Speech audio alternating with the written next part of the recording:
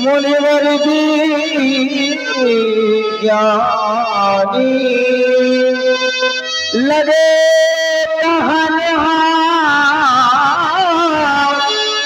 कछु कथा पुरानी।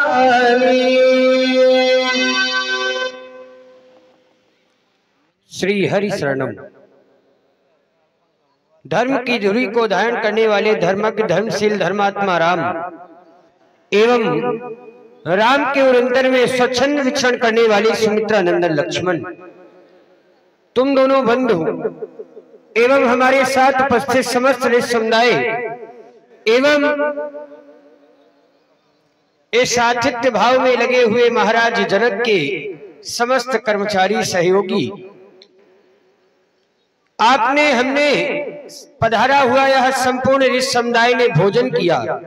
महाराज जनक के आतिथ्य को स्वीकार करते हुए अतिथि देवो भव ऐसी पद्धति का सुंदर निर्वाह किया गया और उनके द्वारा सम्मान किया गया, स्वागत किया गया। अमराई से इस सुंदर सदन में व्यवस्था की गई और यहाँ पर भी भोजन के उपरांत अब हम सभी लोग विचार करते हैं करना क्या चाहिए, क्योंकि भोजन कर लिया है। प्रायः लोग कहते हैं भोजन के बाद व्यक्ति को विश्राम करना चाहिए, लेकिन नहीं, कुछ अवधि, कुछ काल, कुछ समय ऐसा बताया गया है जिस समय भोजन करने के उपरांत भगवान की कथा को सुनना चाहिए, पौराणिक कथाएं सुननी चाहिए। वो कथाएं जो पुराण में अंकित हो, जिनका सुंदर दृश्य पुराणों में अंकित हो। पुराण, मन में विचार आया, पुराण किसे कहते हैं, क्या है ये पुराण, किस वस्तु का नाम है, किस धातु का नाम है, क्या है पुराण? तो हमारे आचार्य बताते हैं हमारे पूर्वजों का वो इतिहास जो धर्म से जुड़ा होता है, या ये कह दे धर्म के कारण जो इतिहास लिख दिया गया हो, जो इतिहास धर्म से जुड़ा होता है वह इतिहास पुराण कहलाता है, और जो इतिहास धर्म से नहीं जुड़ा होता है वह केवल इतिहास कहलाता है। राघव, पौराणिक कथाओं में एक सुंदर सी कथा मैं तुम्हें सुना रहा हूं। ये तुम्हारे वंश की ही कथा है और ये कथा ध्यान देकर सभी लोग सुने। इस कथा से बहुत बड़े जीवन में परिवर्तन हो सकते हैं। एक राजा था, जीवन में बहुत दान करता था, भूमि दान, वस्त्र दान, गौ दान, आभूषण दान, नाना प्रकार के दान करता था। दान का फल क्या हुआ कि राजा जिस समय समाप्त हुआ तो राजा को स्वर्ग की प्राप्ति हुई। दान का फल ये हुआ कि राजा को स्वर्ग मिला, लेकिन स्वर्ग में भी राजा के साथ एक अप्रिय घटना घटी। घटना क्या घटी? राजा स्वर्ग में रहता तो स्वर्ग के व्यंजन भोजन करता, लेकिन राजा की कभी भूख नहीं शांत होती थी। चाहे जितना भोजन कर ले, 56 प्रकार के व्यंजन बनते स्वर्ग में, नित्य नवीन नए नए व्यंजनों का आनंद लेता, लेकिन भूख नहीं शांत होती। बड़ी समस्या राजा के जीवन में। तो वह अपनी समस्या को लेकर पितामह ब्रह्मा के पास पहुंचा और ब्रह्मा जी से पूछा, भगवान मैं स्वर्ग में रहता हूँ, मेरी भूख नहीं शांत हो रही है, नाना प्रकार के भोजन करता हूँ। ब्रह्मा जी ने कहा, राजा जिस समय तुम्हारी मृत्यु हुई थी तो तुम्हारा मृतक शरीर तुम्हारे परिवार वालों को नहीं मिल पाया था, परिजनों को नहीं मिल पाया था। आज भी वो मृतक शरीर एक सरोवर के किनारे पड़ा है। तुम जाओ अपने ही शरीर का मांस नोच कर खाओ, तब तुम्हारी भूख शांत होगी। राजा ने ऐसा ही किया, पितामह ब्रह्मा के वचनों को माना। राजा नित्य स्वर्ग से आता विमान से और अपने ही मरे शरीर का मांस नोच कर खा लेता, भूख शांत हो जाती। कई दिनों तक ये क्रम चलता रहा। एक दिन राजा के मन में ग्लानि हुई कि अरे कितना गंदा काम करता हूँ, मरे हुए शरीर का मांस नोच कर खा रहा हूँ और फिर ये शरीर भी कम होता जा रहा है। अब क्या करूंगा? अगर ये शरीर समाप्त हो जाएगा इसके बाद मैं क्या करूंगा? घृणा उत्पन्न हुई, ग्लानि हुई, पुनः समस्या हुई। तो समाधान के लिए पुनः पितामह ब्रह्मा के पास पहुंचा और ब्रह्मा जी से पुनः प्रश्न किया, भगवान ये मैं कितना घृणित कार्य कर रहा हूँ, गंदा कार्य कर रहा हूँ, मांस नोच कर खा रहा हूँ, मुझे ये कार्य कब तक करना पड़ेगा, इस कार्य से मुक्ति कब मिलेगी? और फिर मुझे स्वर्ग मिला है, मैंने जीवन में अच्छे कार्य किए हैं, तो उन अच्छे कार्यों में मुझसे ऐसा कौन सा गंदा कार्य हो गया जिस कार्य का फल मुझे ये भोगना पड़ रहा है? ब्रह्मा जी ने कहा, राजन जिस दिन तुम्हें महात्मा अगस्त के दर्शन हो जाएंगे, जिन्हें दो नामों से जाना जाता है, कुंभज और अगस्त, घट से उत्पन्न होने के कारण लोग उन्हें कुंभज भी कहते थे, और अगस्त जी हमारे गुरुदेव हैं राघव। जिस दिन तुम्हें महात्मा अगस्त के दर्शन हो जाएंगे उस दिन तुम्हें इस कार्य से मुक्ति मिल जाएगी। राजा ने ऐसा ही किया, पितामह के वचनों को माना चला आया। निरंतर कई दिनों तक ये कार्य चलता रहा। एक दिन उसी सरोवर के किनारे एक वटवृक्ष के नीचे महात्मा अगस्त जी बैठे थे, विश्राम कर रहे थे। अचानक दृष्टि ऊपर गई, देखा क्या कि कोई विमान आ रहा है। ध्यान देकर देखा तो वो विमान उसी सरोवर के किनारे रुका। देखा विमान से दिव्य पुरुष उतर रहा है। महात्मा अगस्त उसके पीछे पड़ गए। देखने लगे ये जा कहां रहा है। देखा क्या तो वह राजा पत्तों से ढके हुए मृतक शरीर को हटाकर उससे मांस नोचकर खाने लगा। गुरुदेव भगवान श्री अगस्त जी उसके पास पहुंची और बोले, राजा ये क्या कर रहे हो? तुम तो दिव्य पुरुष हो और मरे शरीर का मांस नोचकर खा रहे हो, क्या कारण है? तो उस राजा ने पूरी घटना बताई कि मैं स्वर्ग में रहता हूँ, मेरी भूख नहीं शांत होती है, जिसके कारण मैं मांस खा रहा हूँ। महात्मा अगस्त मुस्कुराए और बोले, जानते हो राजा ये क्यों तुम्हें करना पड़ रहा है? राजा बोला, मुझे नहीं पता है। महात्मा अगस्त कहते हैं, राजा तुमने जीवन में बहुत दान किया, भूमिदान, गौदान, वस्त्रदान, नाना प्रकार के दान किए। दान का फल ये हुआ कि तुम्हें स्वर्ग मिला है, लेकिन तुमने जीवन में कभी भी एक दान नहीं किया। राजा ने कहा, ऐसा कौन सा दान जो मैंने नहीं किया? तो महात्मा अगस्त जी ने बताया कि तुमने जीवन में कभी अन्न का दान नहीं किया। अन्न के दान को न करने के कारण आज तुमको मृतक शरीर अर्थात मरे हुए शरीर का मांस नोचकर खाना पड़ रहा है। राघव, ये दान की एक छोटी सी कथा मैंने बताई तुम्हें कि दान ना करने का क्या कारण होता है, क्या फल मिलता है। और जानते हो उस राजा का नाम क्या था? वो आपके ही वंशज ये महाराज श्वेत की कथा है। राघव, कथा कहते कहते समय का ही ध्यान नहीं रहा। देखो ना, समय भी हमसे कुछ कह रहा है। व्यास जी क्या कह रहा है ये समय?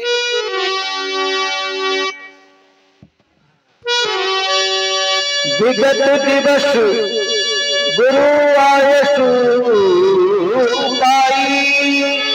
संध्या करने चले दो भाई। विगत दिवस, दिन का गमन, रात्रि का आगमन। रात और दिन कभी ये आपस में मिल नहीं सकते हैं। कोई अगर चाहे कि सूर्य और चंद्रमा बराबर खड़े हो जाएं तो नहीं हो सकते हैं। अगर दिन है तो रात नहीं, रात है तो दिन नहीं। लेकिन एक संध्या का समय, शाम का समय ऐसा लगता है जैसे दिन और रात आपस में मिलन कर रहे हो। तभी तो संत लोग इस सुंदर समय को संधि ऐसा कहते हैं। संध्या, इस समय में करना क्या चाहिए? तो इस समय में आराधना करनी चाहिए, वंदना करनी चाहिए, पूजा करनी चाहिए। ये समय अपने इष्ट के सुमिरन का है। राघव, संध्या का समय है, अस्तु अपने अनुज को ले जाओ। जाओ, सुंदर समय है, माँ भगवती की आराधना वंदना करो और मनवांछित फल प्राप्त करो। सुंदर संध्या वंदन करो।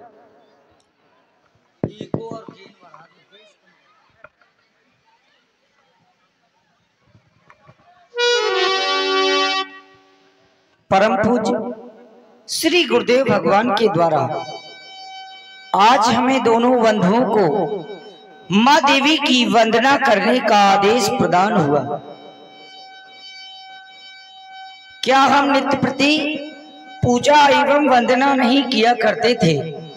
तो बताया गया हमारे गुरु जी के द्वारा कुछ ऐसी कथाएं सुनाई जा रही थी जिनको सुनकर हम इतने मग्न थे कि माँ देवी के आने का आभास ही नहीं हुआ। तभी तो कहा गया विगत दिवस गुरु आयस पाई संध्या करन चले, दो भाई दोनों बंधुओं को आदेश प्रदान हुआ माँ की वंदना करें। और बताया जाता है नित्यम शुद्धम निराभासम निराकार निरंजनम नित्य बोधो चिदानंदम गुरु ब्रह्मामि नमम। जब गुरु को ही ब्रह्मा मान लिया गया तो ऐसे गुरु भगवान की वंदना क्यों ना करें।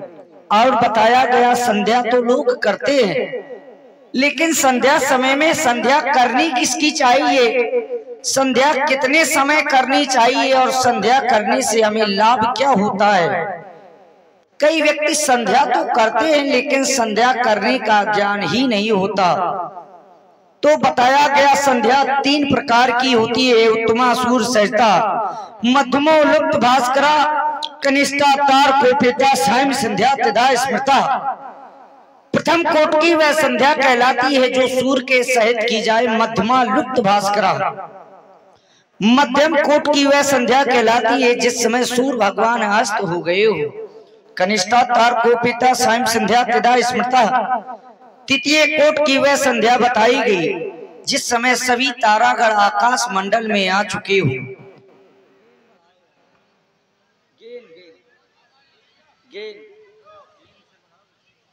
तो सुन, और ये मानव प्राणी सहज ही परिश्रम करना चाहता है। तो बताया गया सहज परिश्रम के कभी हल नहीं मिलता, कल कहने से कभी कल नहीं मिलता। जो लगाते पेड़ चौराहे पर तो उन्हें खाने को फल नहीं मिलता। सुंदर समय है, ऐसे समय को ना जाने दे। जिसने समय को नहीं जाना तो समय ने उसको नहीं जाना। बाद में केवल पश्चाताप ही मिलता है, मन पछताई है। अवसर के बीत जाने पर केवल पश्चाताप ही होगा। और सुंदर देख रहे हो लालन, ये मंदिरों की घंटों की घनघनाहट हमें सुनाई दे रही है और वायु की ये सनसनाहट भी सुनाई दे रही है। सुंदर समय है और ये मानव प्राणी एक साधन के रूप में बताया गया है। साधन धाम मोक्ष कर द्वारा पाए नजे परलोक सवारा। इस शरीर को पाकर जिसने अपना परलोक नहीं सुधार पाया तो वो अगले जन्म में श्वान की योनि को प्राप्त होता है, कुत्ते की योनि को प्राप्त होता है। सभी को संध्या करना चाहिए। सुंदर समय है, माँ की वंदना करें, अर्चना करें। ही भैया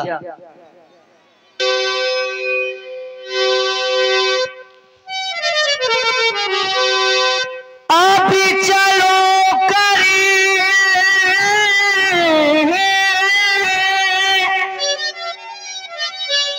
चलो करे, अब चलो करे संध्या बंदन। ये संध्या का पाठ पढ़ाना है, जो पड़े हुए हैं ये अंधकार में, उनको आज जगाना है। और लालन भैया हो चुका, भैया हो चुका ये देव पूजन। अब चल कर संध्या वंदन हो, अब चल कर संध्या वंदन हो। ये गुरुवर ने आज्ञा दे दी है, उनकी आज्ञा का पालन हो,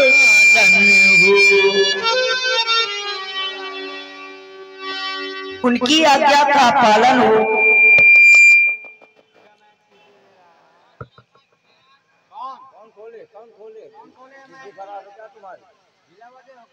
सुंदर समय है, माँ की वंदना करें क्योंकि गुरु के लिए तो बताया गया। गुरु बिन भावन दे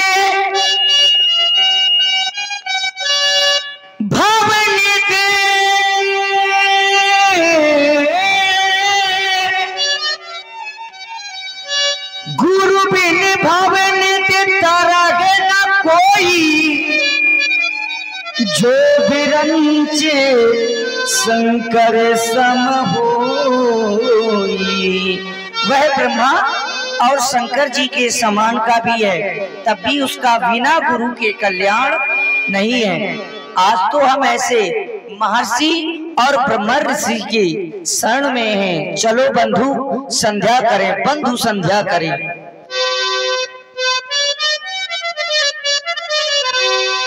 बंधु संध्या करें,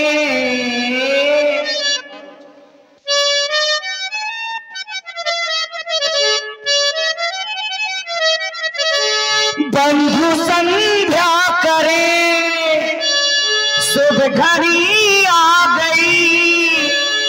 भक्त की भावना भक्ति को भा गई। बंधु संध्या करें, शुभ घड़ी आ गई। भक्त की भावना भक्ति को भा गई।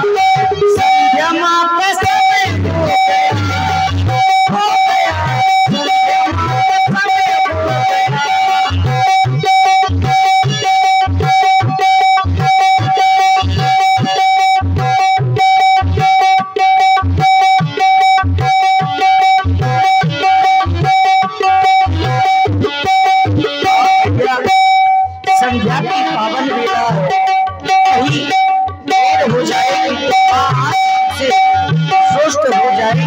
ये भैया देर ना हो जाए, कहीं देर ना हो जाए, देर ना हो जाए, कहीं देर ना हो जाए।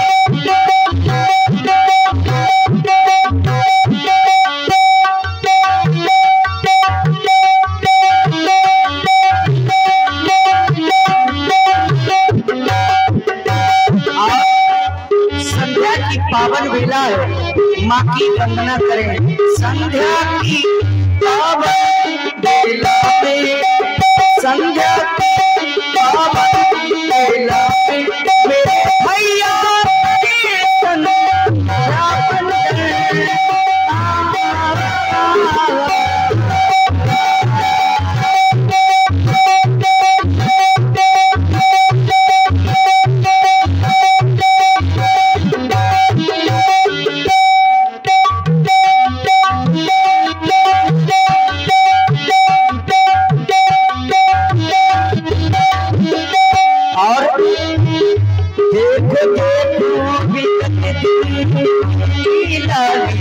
चाली है छटा क्या मत वाली,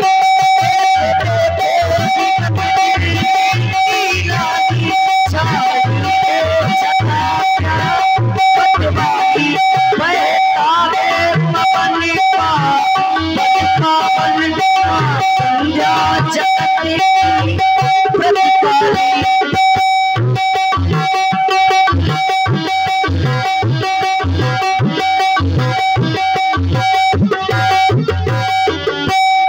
देखो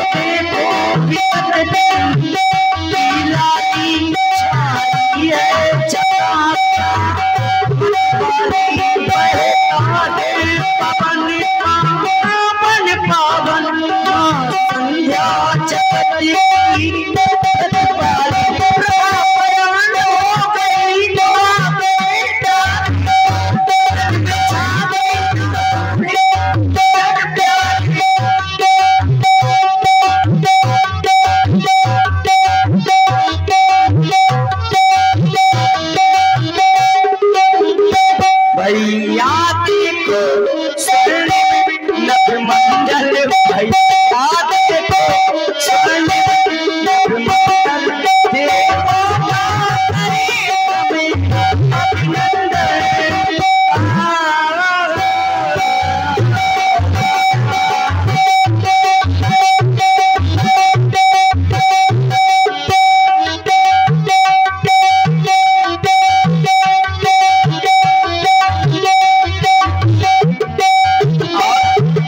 वंदना करते करते जिस समय ध्यान आता है तो माँ की वंदना क्यों ना करे हे भैया, क्योंकि मैया की ममता का कोई मोल नहीं है।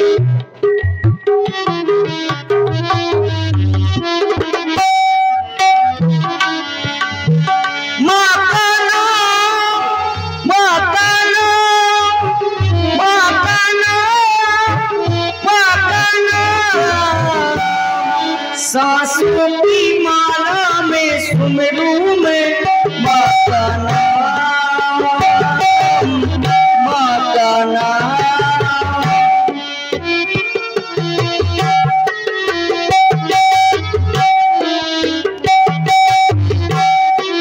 सांसों की माला में, सांसों की माला में, सांसों की माला में, सांसों की माला में, सांसों की माला में, सांसों की माला, सुमरू में, सुमरू में, सुमरू में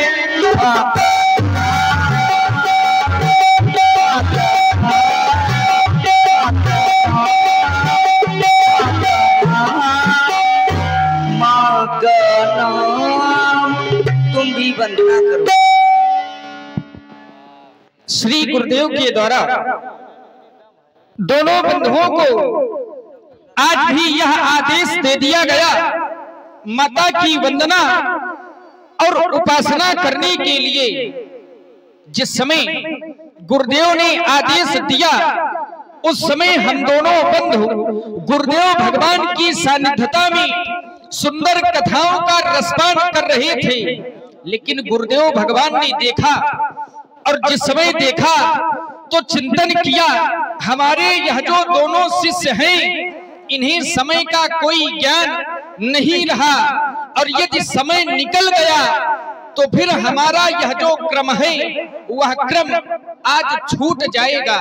इसलिए गुरुदेव ने हमें आदेश दे दिया, यद्यपि माता की वंदना करना हमारा नित्य प्रति का एक क्रम है, जो हम नित्य प्रति ही सायं के समय अपने इस क्रम को किया करते हैं। एक और संकेत मिला, संकेत यह मिला, करि भोजन मुनिवर विज्ञानी, और कहन लगे कछु कथा पुरानी। तो विचार करने लगा, क्या संसार के लोगों में यह सामर्थ्यता है जो भोजन करने के पश्चात कथा कह सके? तो आचार्यों ने उत्तर दिया, इन संसार के लोगों में ये सामर्थ्यता नहीं है जो भोजन करने के उपरांत कथा कहने में सक्षम हो, लेकिन हमारे गुरुदेव के लिए ऐसा संकेत मिलता है। क्यों? इसका एक कारण है, क्योंकि जो संत होते हैं, जो साधु पुरुष होते हैं, वह जिस समय भोजन बनाते हैं तो भोजन बनाने के बाद उसका सर्वप्रथम भोग परमात्मा को लगाते हैं, और जिस समय परमात्मा उसे ग्रहण करते हैं तो फिर वह भोजन न होकर प्रसाद के रूप में परिवर्तित हो जाता है। और जहां पर प्रसाद होता है वहां पर कथा अवश्य होती है। यदि कथा है तो प्रसाद है, और यदि प्रसाद है तो कहीं ना कहीं कथा का जुड़ाव अवश्य है। और गुरुदेव ने आदेश दिया है तो क्यों ना आज गुरुदेव के आदेश का सर्वप्रथम पालन करें, क्योंकि गुरु आज्ञा गरीयसी। इस संसार में सर्वप्रथम मान्य गुरुदेव के आदेश को बताया गया, वंदे बोधमयम नित्यम गुरुम शंकर रूपिणम यमाश्रितो ही वक्रो अपि चंद्रः सर्वत्र बंधते। जैसे वह वक्र चंद्रमा श्री शिव जी पर आश्रित होने के कारण इस संसार में पूजनीय है। उसी प्रकार हमारा यह जो जीवन है वो गुरुदेव के चरणों से ही प्रारंभ होता है और गुरुदेव के चरणों में ही जाकर समाप्त होता है। तो हमें गुरुदेव के आदेश का पालन करना चाहिए, क्योंकि हमने ये शिक्षा ली है। शिक्षा हमें हमारे महाप्रभु से मिली है।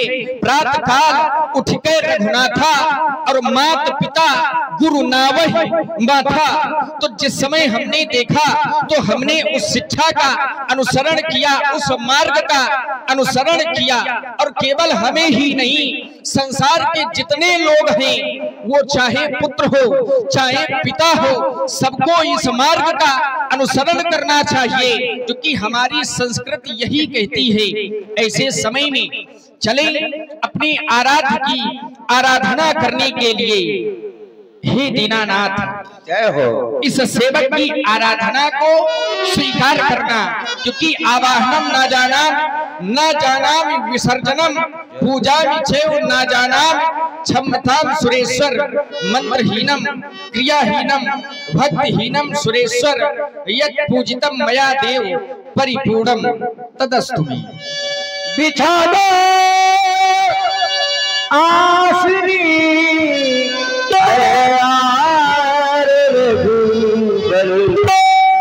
मनला जी में लगे। बिछा दो आसरी यार रघुबर एक पूजा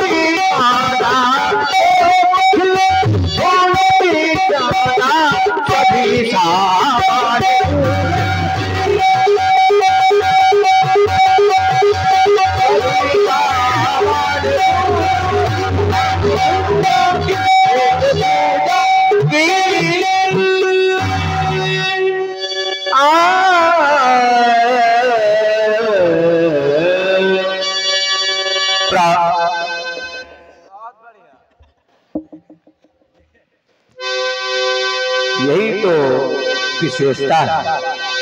प्राचीन सच सुहावा।